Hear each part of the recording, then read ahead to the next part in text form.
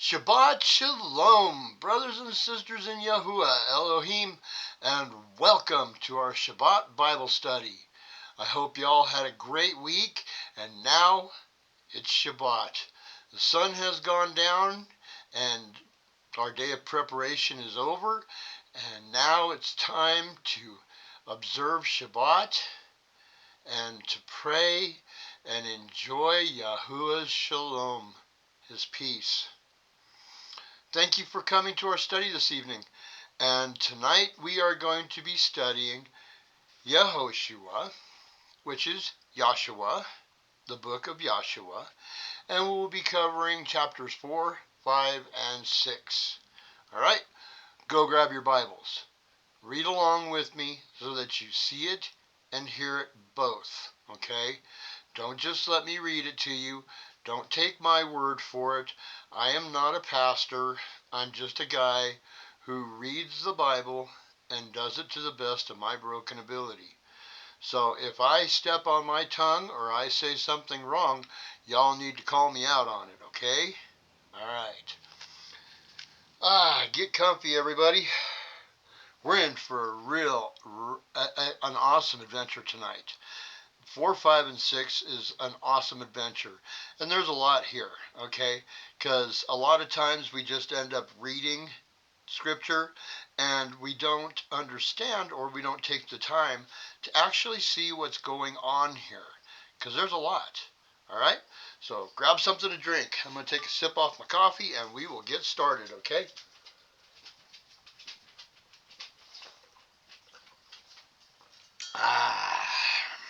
All right. All right, gang. Y'all set? Everybody comfy? Okay.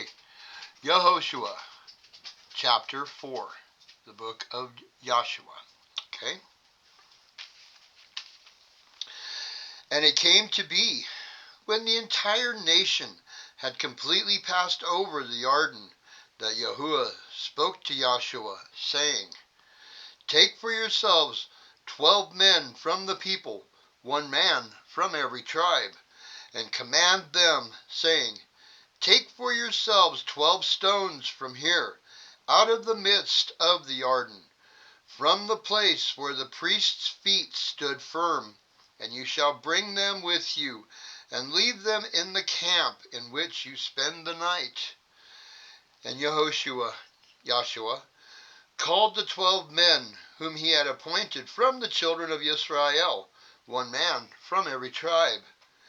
And Yehoshua said to them, Pass over before the ark of Yahuwah, your Elohim, into the midst of the Jordan, and each one of you take up a stone on his shoulder, according to the number of the tribes of the children of Israel, so that this shall be a sign in your midst, when your children ask in the time to come, saying, What do these stones mean to you? Then you shall answer them, that the waters of the Jordan were cut off before the ark of the covenant of Yahuwah. When it passed over the Jordan, the waters of the Jordan were cut off, and these stones shall be for remembrance to the children of Israel forever. And the children of Israel did so, as Yehoshua commanded, and took up 12 stones from the midst of the Jordan, as Yahuwah had spoken to Joshua, according to the number of the tribes of the children of Israel, and took them over with them to their camp, and laid them down there. And Joshua also set up 12 stones in the midst of the Jordan, in the place where the feet of the priests who bore the ark of the covenant stood, and they are there to this day. And the priests who bore the ark stood in the midst of the Jordan, until every matter was finished that Yahuwah had commanded Yehoshua to speak to the people, according to all that Moshe had commanded Joshua, and the people hastened and passed over. And it came to be, when all the people had completely passed over, that the ark of Yahuwah and the priests passed over in the presence of the people. And the sons of Reuben, and the sons of Gad, and the half-tribe of Manasseh passed over in fives before the children of Israel, as Moshe had spoken to them. About 40,000 armed ones of the army passed over before Yahuwah for battle to the desert plains of Jericho. On that day, Yahuwah made Joshua great before the eyes of all Israel, and they feared him, as they had feared Moshe all the days of his life. And Yahuwah spoke to Joshua, saying, Command the priests who bear the ark of the witness, and let them come up from the Jordan. And Joshua commanded the priests, saying, Come up from the Jordan. And it came to be, when the priests who bore the ark of the covenant of Yahuwah had come from the midst of the Jordan, and the soles of the priests' feet touched the dry land, that the waters of the Jordan returned to their place, and flowed over all its banks as before. And the people came up from the Jordan on the 10th day of the first new moon, and they camped in Gilgal on the east border of Jericho. And those 12 stones which they took out of the Jordan, Joshua set up in Gilgal. And he said to the children of Israel, saying, When your children ask their fathers in time to come, saying, What are these stones? Then you shall let your children know, saying, Yisrael passed over this Jordan on dry land. For Yahuwah your Elohim dried up the waters of the Jordan before you, until you had passed over, as Yahuwah your Elohim did to the sea of reeds, which he dried up before us, until we had passed over. So that all the peoples of the earth shall know the hand of Yahuwah, that it is strong, so that you shall fear Yahuwah your Elohim forever. Okay, chapter 4 has got some things going on. First of all, Yahuwah is proving himself that he is with Joshua. So, just like with Moshe, that when they crossed the Red Sea, he did the same thing when they crossed the Jordan. He dried it up and stopped up the water, so it was a big old wall of water right there where they stopped it up until they passed over. Okay, so he's proving himself that Joshua is got the same influence with Yah as Moshe. Okay? All right. Also, the 12 stones. Okay, that's a reminder. That's a reminder to the children of generations to come of where they crossed and how they crossed there. And it's very interesting to see all that. It's just Yah putting his stamp of approval on Joshua. That's really neat. Okay, so let's go on to chapter 5. And it came to be, when all the sovereigns, the kings of the Amorites, who were beyond the Jordan westward, and all the sovereigns of the Canaanites, who were by the sea, heard that Yahuwah had dried up the waters of the Jordan from before the children of Israel until we had passed over, that their heart melted, and there was no spirit in them any longer, because of the children of Israel. Verse 2, At that time Yahuwah said to Joshua, Make knives of flint for yourselves, and circumcise the sons of Israel again the second time. So Joshua made knives of flint for himself, and circumcised the sons of Israel at the hill of foreskins. And this is why Joshua, circumcised them. All the people who came out of Mitzrayim, who were males, all the men of battle, had died in the wilderness on the way, after they had come out of Mitzrayim. For all the people who came out had been circumcised, but all the people who were born in the wilderness on the way as they came out of Mitzrayim had not been circumcised. For the children of Israel walked 40 years in the wilderness, till all the nations, the men of battle who came out of Mitzrayim, were consumed, because they did not obey the voice of Yahuwah, to whom Yahuwah swore not to show them the land which Yahuwah had sworn to their fathers that he would give us, a land flowing with milk and honey. And Joshua circumcised their sons who he raised up in their place, for they were uncircumcised, because they had not been circumcised on the way. And it came to be, when they had completed circumcising all the nation, that they stayed in their places in the camp till they were healed. And Yahuwah said to Joshua, Today I have rolled away the reproach of Mitzrayim from you.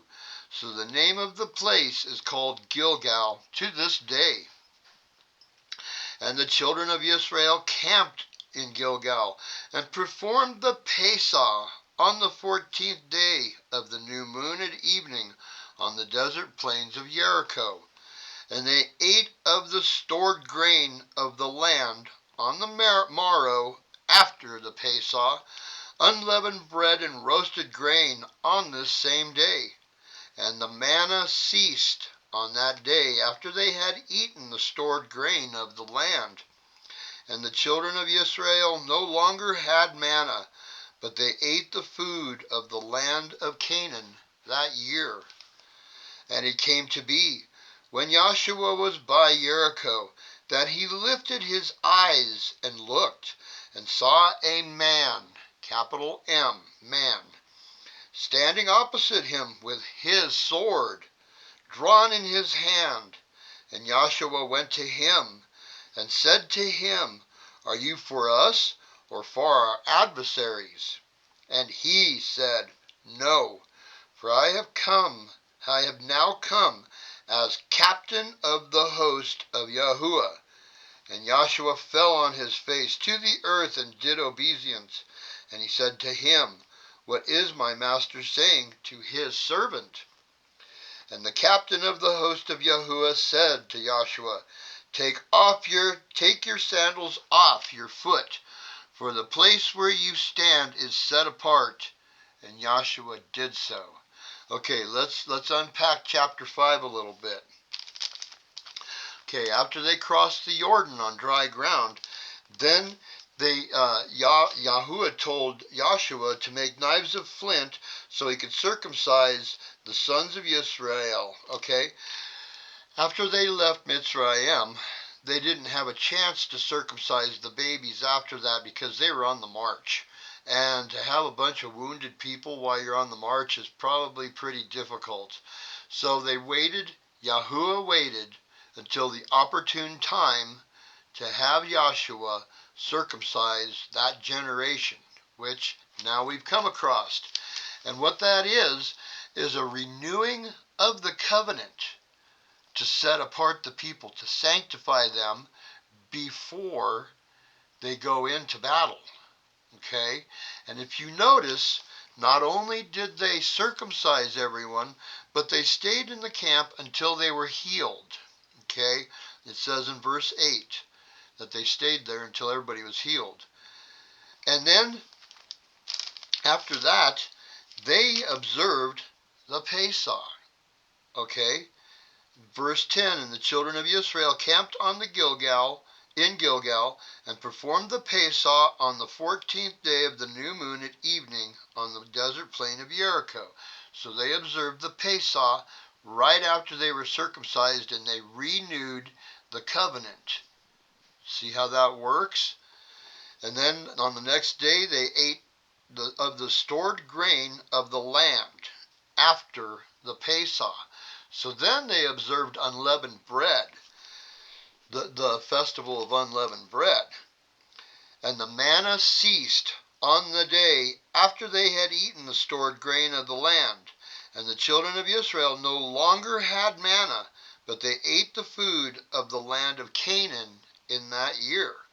So Yahuwah was no longer going to supply them with manna, because now they've gone from eating baby food to eating food. Do you see the transition there? Yah's not going to spoon feed them anymore. They're going to have to take care of themselves. So it's a transition. It's a moving forward. So now they're sanctified. They have observed the Pesach, and they're now observing unleavened bread. Okay?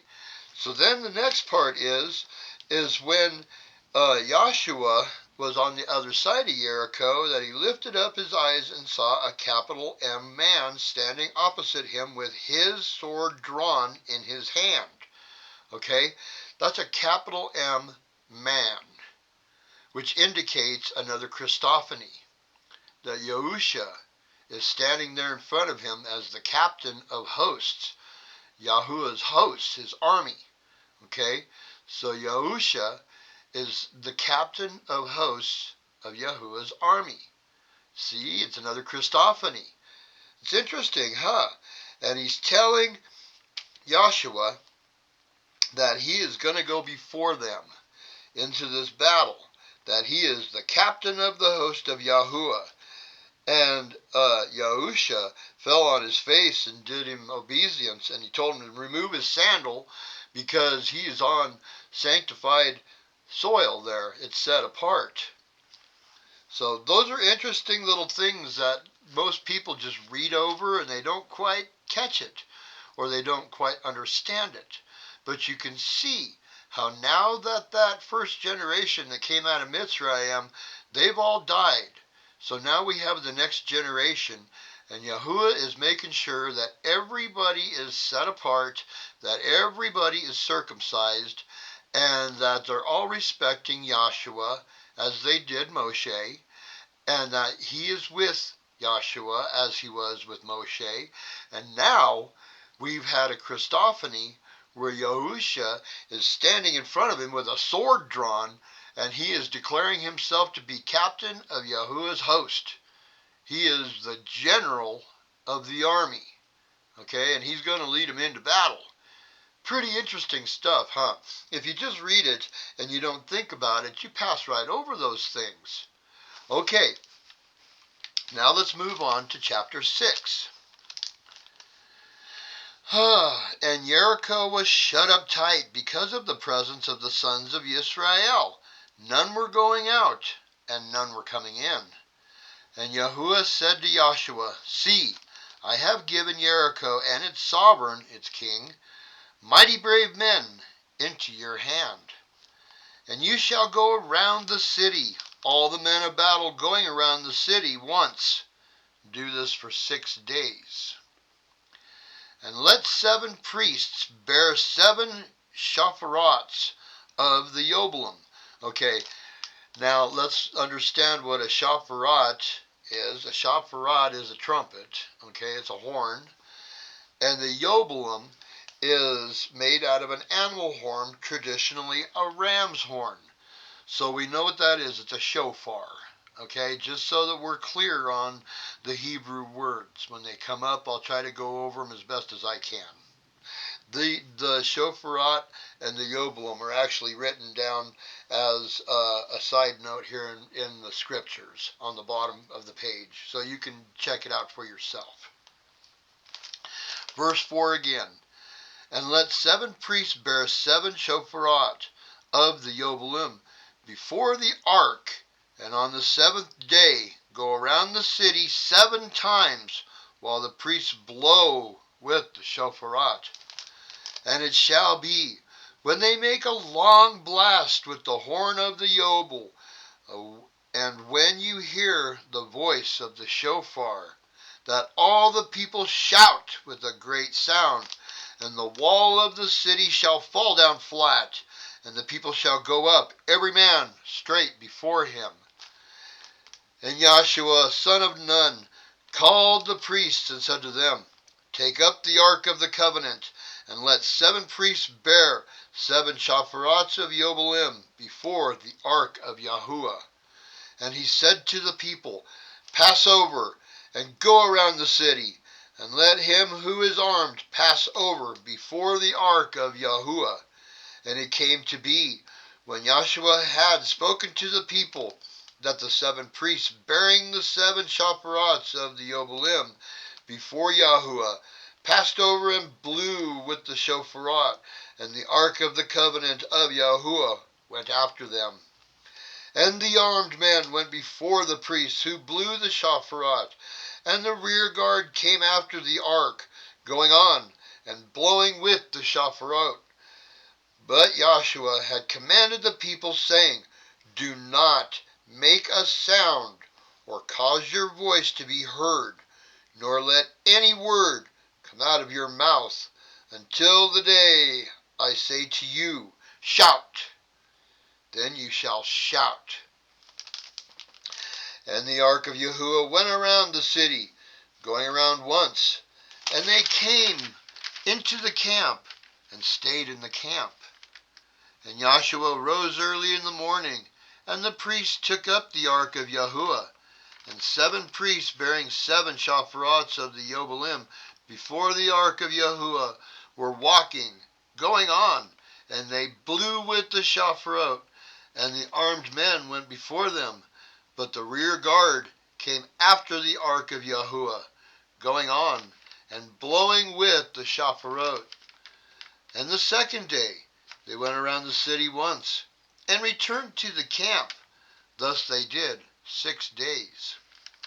And it came to be on the 7th day that they rose early, about the dawning of the day, and went around the city 7 times in this way. Only on that day they went around the city 7 times. And it came to be at the 7th time, when the priests blew with the shofarot, that Joshua said to the people, "Shout, for Yahuwah has given you the city. And the city shall be put under the ban. It and all that is in it belongs to Yahuwah. Only Rahab the whore is to live, she and all who are with her in the house, because she hid the messengers that we sent. And you, by all means, guard yourselves from that which is under the ban, lest you come under the ban when you take of that which is under the ban, and make the camp of Israel a curse, and shall trouble it. But all the silver and gold and vessels of bronze and iron are set apart to Yahuwah. They go into the treasury of Yahuwah." And the people shouted when the priests blew the shofarot. And it came to be, when the people heard the voice of the shofar, and the people shouted with a great shout, that the wall fell down flat. And the people went up into the city, every man straight before him, and they captured the city. And they put under the ban all that was in the city, both man and woman, young and old, and ox and sheep and donkey, with the edge of the sword. And the 2 men who had spied out the land, Joshua said, "Go into the house of the woman, the whore, and from there bring out the woman, and all that she has, as you swore to her." And the young men, the spies, went in and brought out Rahab, and her father, and her mother, and her brothers, and all that she had. So they brought out all her relatives, and set them outside the camp of Israel. And they burned the city, and all that was in it with fire. Only the silver and gold and vessels of bronze and iron they put into the treasury of the house of Yahuwah. However, Joshua kept alive Rahab the whore, and her father's household, and all that she had, and she dwelt in the midst of Israel to this day, because she hid the messengers whom Joshua sent to spy out Jericho. And Joshua warned them at that time, saying, "Cursed is the man before Yahuwah who raises up and builds this city, Jericho. He lays its foundation with his firstborn, and with his youngest he sets up its gates."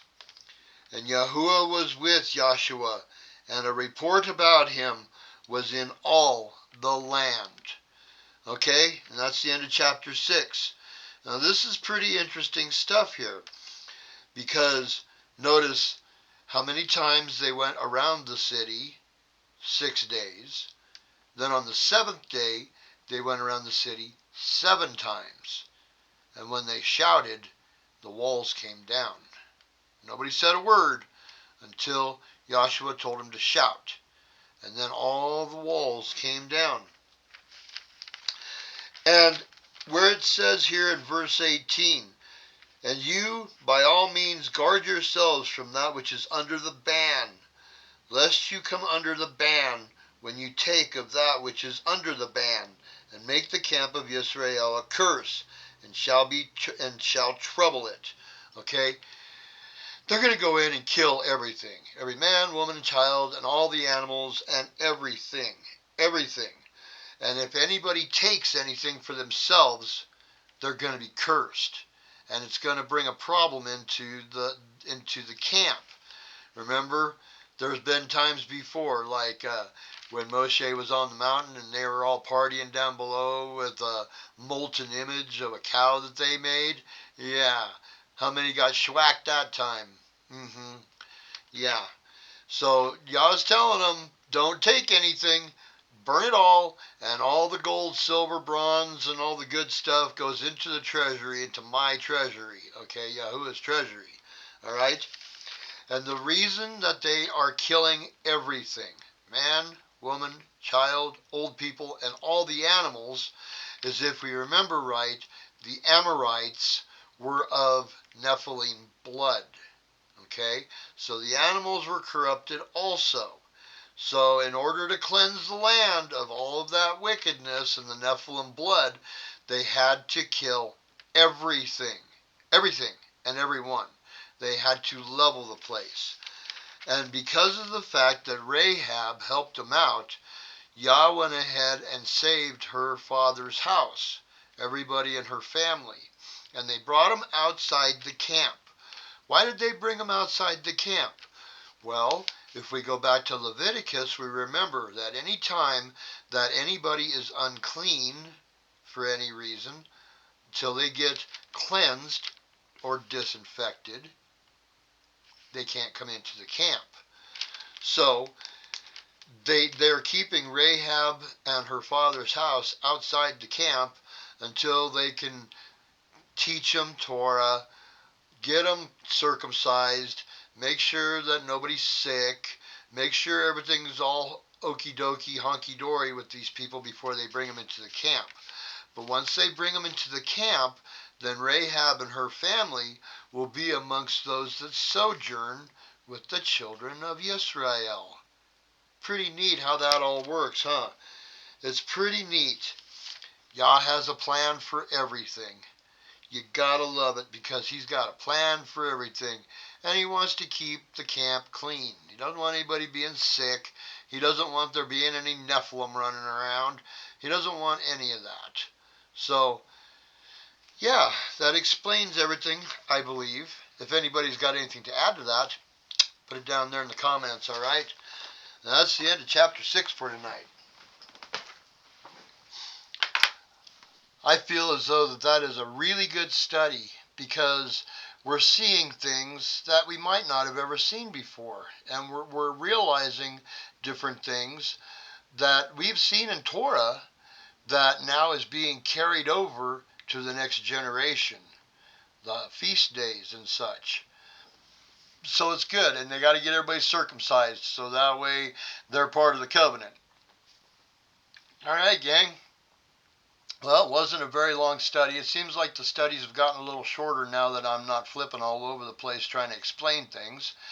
We really don't need to. All we need to do is just follow along and understand exactly why they're doing what they're doing. Okay? So I hope you all got something out of this tonight, and I hope you're all learning, and we're enjoying this together. It's a good study. And we will continue in this study on Wednesday for our midweek Bible study. Okay? Monday we'll have our extra canonical in Yasher, the Book of Yasher. Boy, that's an adventure, I'll tell you what. We're going to need a new box of crayons there because I'm sure that everybody's worn their crayons down to nubs. Got to keep sharpening them up for the next study on that. That's quite an adventure. It doesn't go against the Bible, but it sure does expand what the Bible talks about. There's a lot of things going on there. All right, gang, that's all I've got. So you all enjoy your Shabbat. Enjoy it. Study with your children. Teach your children. Bring the next generation into the covenant. Help them to understand. Go over these things with them. Read them the story. Don't just let a pastor pass over this study and just kind of read it, because I'm sure everybody who's been in a Christian church, including myself, has heard the story of the walls of Jericho. Okay? But they don't explain why. They don't explain any of that. It's just like a kid's tale. And I don't think it should be treated as such. I think it should be treated as more, because there is a lot more there. So study with your children. Teach them. Pray with them. Teach them how to pray. Teach them to pray to the Father. Okay? And to praise Yahuwah. Praise our beautiful Abba Father every day. Every day. Yahuwah blesses us with the most wonderful blessings. Praise Yahuwah. Praise the Abba Father, Yahuwah Elohim, every day, and thank Him. Thank Him for the wonderful, beautiful blessings that He blesses us with every day. And we will see you on Monday or on Wednesday, or both. Y'all have a good one. We'll see y'all later. Shalom.